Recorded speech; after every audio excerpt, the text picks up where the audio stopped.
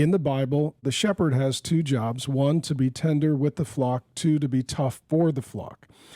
If we took out shepherd and we inserted the word cowboy, you would have the biblical understanding of a pastor. This is what leadership should be like. It should be more like a cowboy.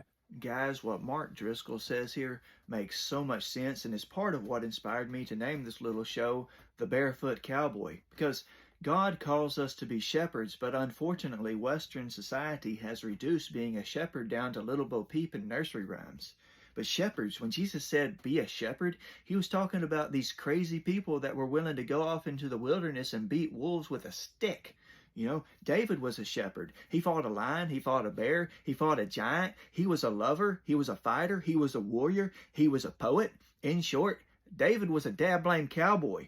And that is what God calls us to be.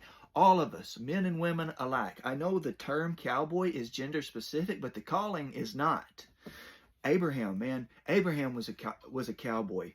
God called him, and with no plan, Abraham just up and leaves his home country, everything that he knows, and rides off into the sunset, just following after God's plan. Deborah, she was a cowboy. She led Israel to victory and freedom in the time of the judges. Jael, she took out the enemy general by saying, hey, come here, come rest. I'll keep watch. I'll make sure you're safe. And then when he goes to sleep, she takes a wooden stake and just makes sure he never wakes up again. And if that ain't cowboy, I don't know what is.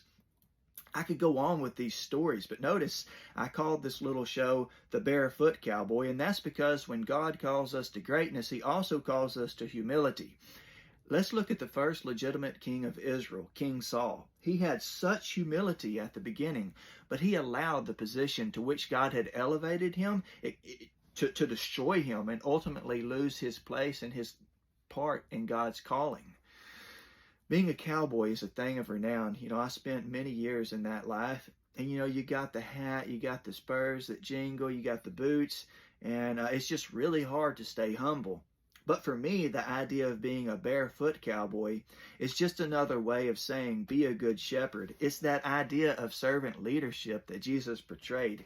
It's fighting for the kingdom, not for our own glory, but for the glory of the kingdom. It's being attacked by the gates of hell, but the gates of hell just aren't enough because you remembered to put on the whole armor of God that morning. And whenever it's all said and done, you ain't much, but you're still standing there, buddy. That's what it means to be a barefoot cowboy. So when God calls you to be a cowboy, remember, at the end of the day, it's not our greatness that we are seeking, not our own glory, but rather the glory of our Creator. So remember to stay humble, and if you're doing great things for the kingdom of heaven, you're still just a barefoot cowboy. Thanks, guys.